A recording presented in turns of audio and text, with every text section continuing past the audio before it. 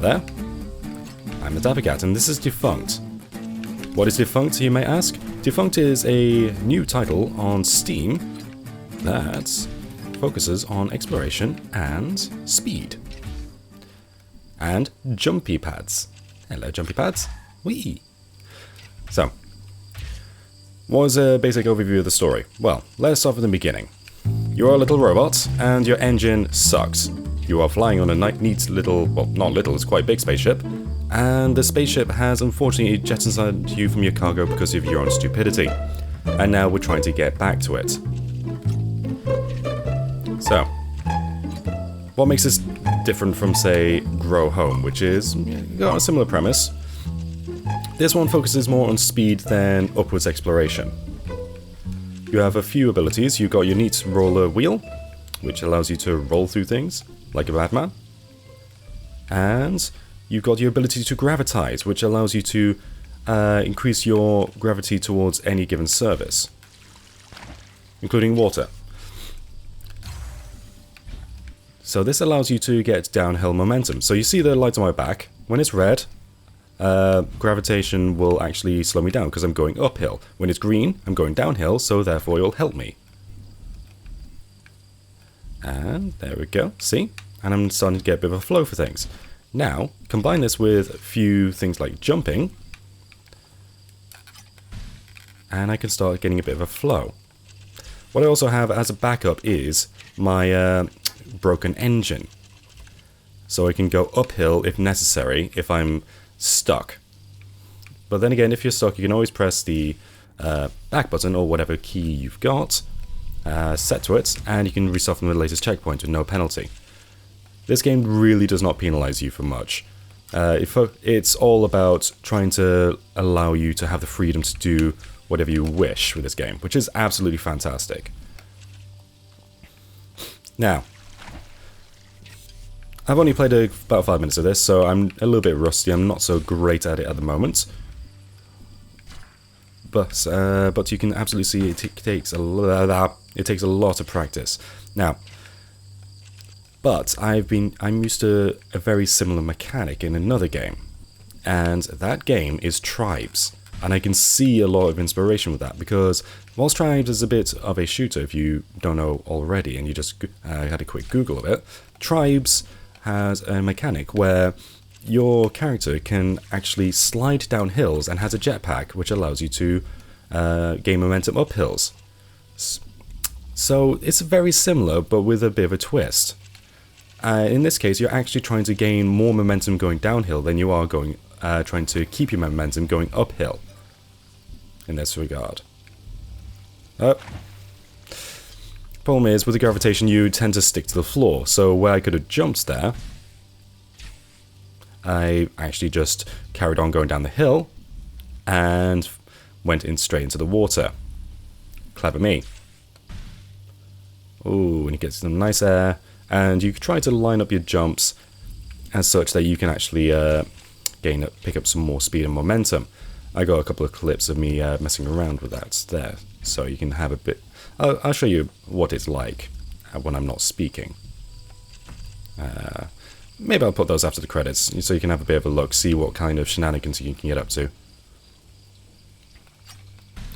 Because as you may well know, trying to speak and do fun things like this is not the easiest thing in the world.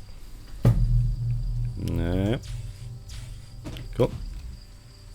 Yep. Down we go. See if I can line up with a little. Oh well. I tried. There we go. Now I'm actually concentrating more on the game. You're starting to see more flow. I can get up that hill a lot easier. You get down this. Down here. There we go. That's interesting. And half pipe. And let's line that up and gravitize so I fall down faster. And oh, come on, can I make it? No. Stuff like that is really fun to do. Okay.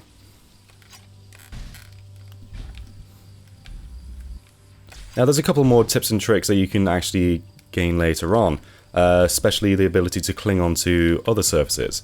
Well, I say later on, I've got the ability now, but it's not introducing the mechanics for it until a little while later. So I can actually stick to other surfaces if necessary. Come on. Whee! Come on. Up you go. Alright, let's just end it up here.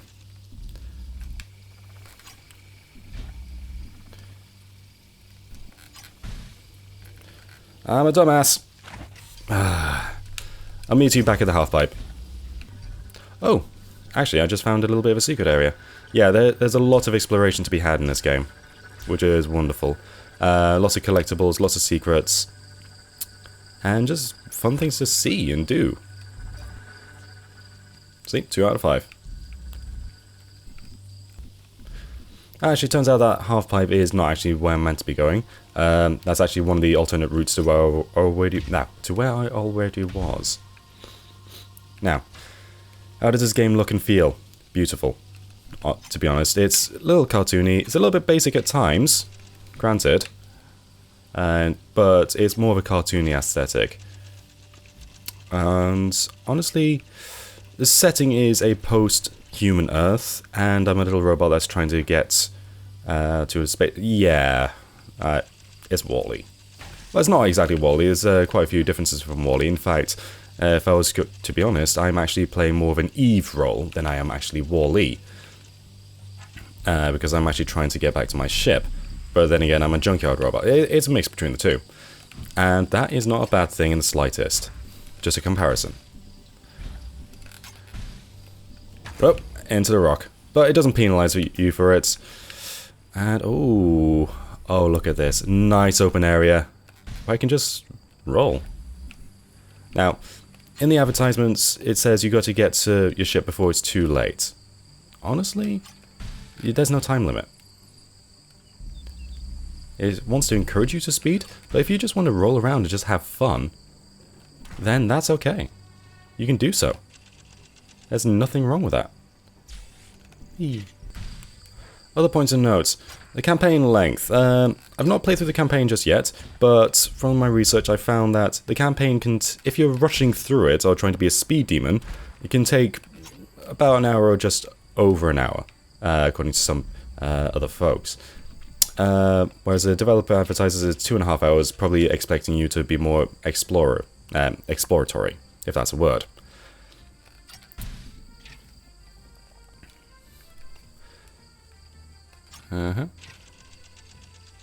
Let's get up to a hill so we can get a bit more speed. So that may raise some concerns, but there is replayability value in the fact that there are more time trial modes, and it encourages you to find the best ways to do things. Essentially, the focus is on speedrunning. It seems like an overall challenge to say, hey, come speedrun this, see what you can do. Now, honestly, I have no problem with a shorter game, by any means. We've seen that shorter games can be some of the best games made. Portal 2, for example, was only a few hours. Sorry, Portal 1 was only a few hours long, and it was praised because it just knew when to stop. Could it be the same said for this one? Some people have argued that it does come to a bit of an abrupt stop. I've not seen it myself, so I can't judge. But when the focus is on more of replayability and the fact that there's a lot of open world content where you can just explore, find new routes, and just have fun, is that really? I guess in that case it will be subjective to the actual consumer. In this case.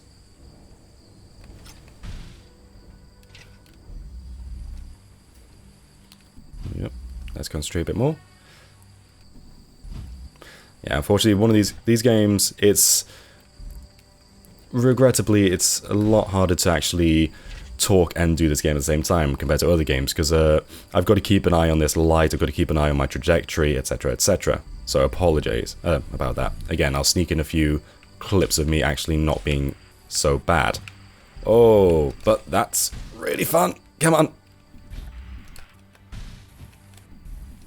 into the woods. Yep.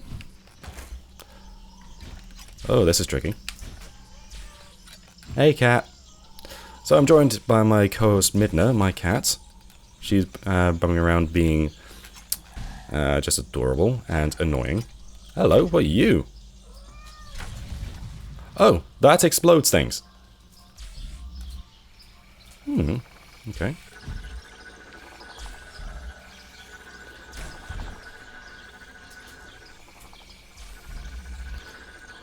Those look like they could be guide robots of some kind. Oh, hold Y to magnetize. This is what I was talking about earlier. So I can now stick to surfaces if I wish to.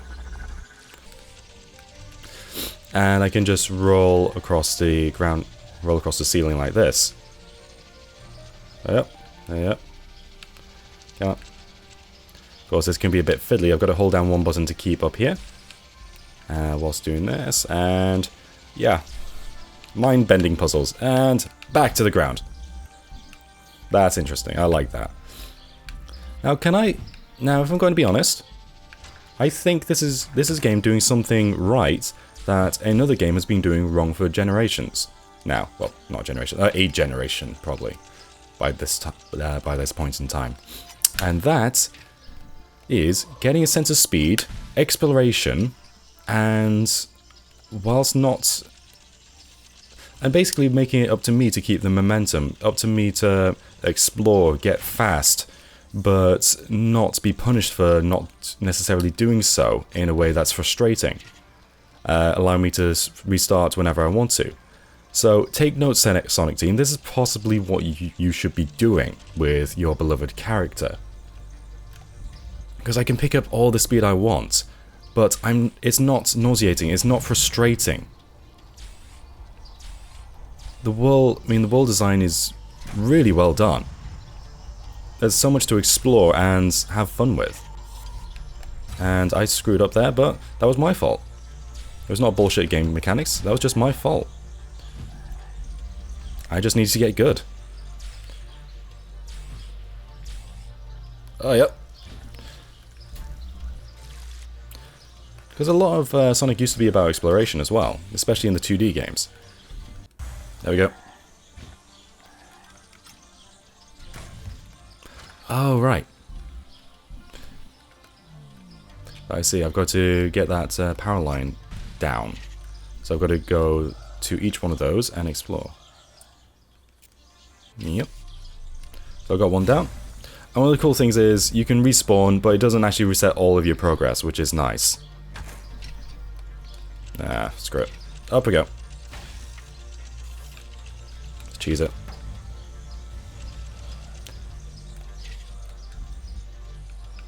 And we need to get that one. Ah.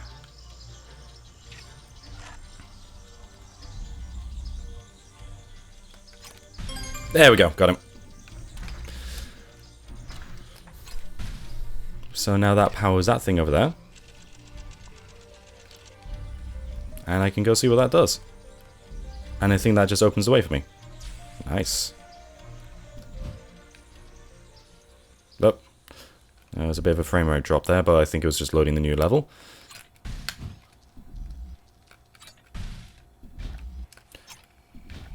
And what's going on here then? Ah, little communities of robots. Oh, that's sweet.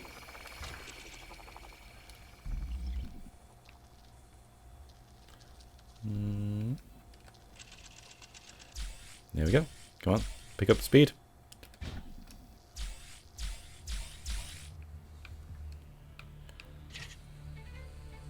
Yep. So we've opened up into a new area. Cool. And, ooh, we're in a chasm. A half pipe. Oh, lots of things to see and do on the walls there. I won't do all of this because, honestly, I think you should get this game. I'm not entirely sure what the price is yet, but it looks like it could be around the, say, $9.99 mark. Yep. Close. But no cigar. Hey, yep. Whee! Also, you can do tricks, and that's adorable. Pick up some speed up here. Alright. Okay. So what do I need to do here? I think I just progressed through.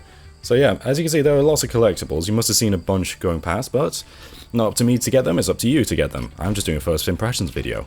You're the one who's got to play.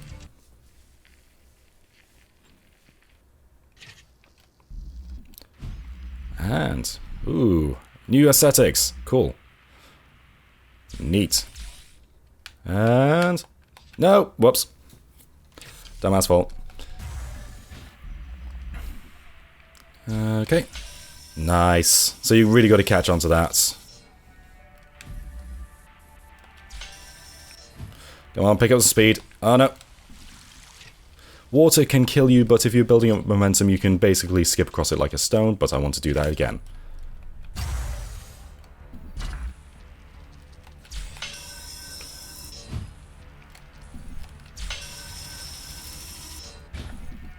There we go, that's better.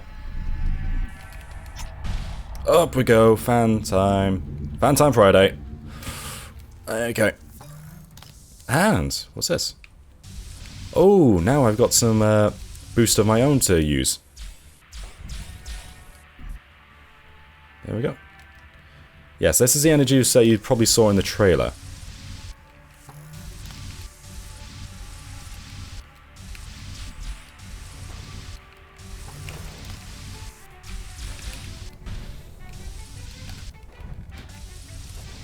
Awesome.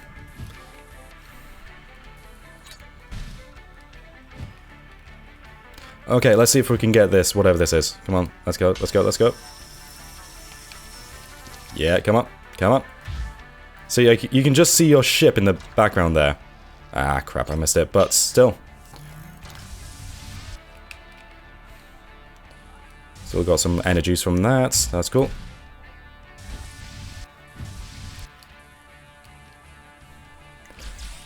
Okay, come on.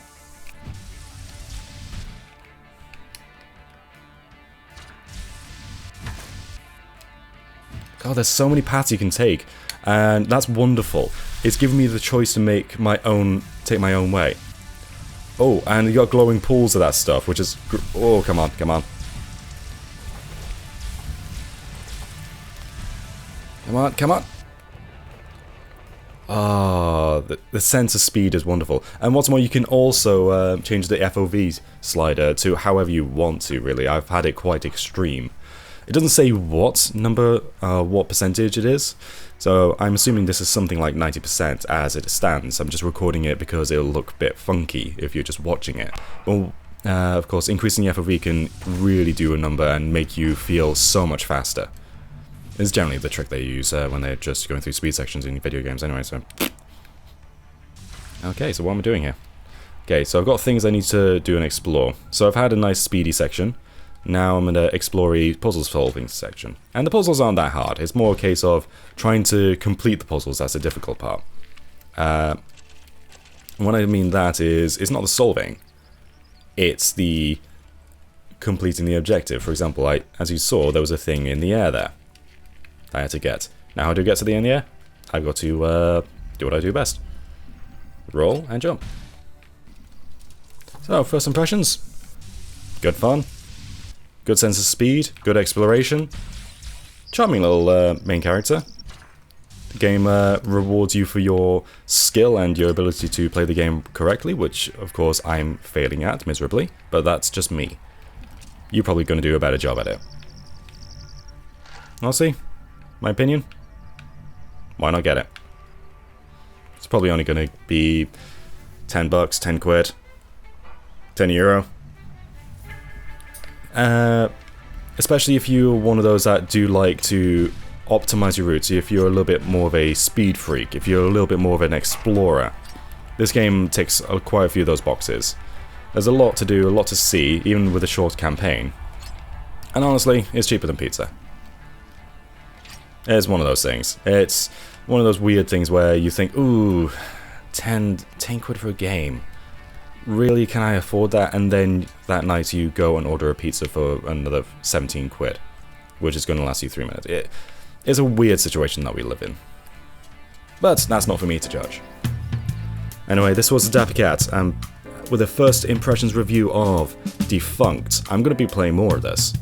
I might even stream some if I get good scrub, and if I want to go into more of a speed freak challenges, do some time trials, trying to optimize my ability to run and speed. This is fun. Okay. Thank you very much for watching, and I'm soaring in the air like I just don't care. Ta-ta for now.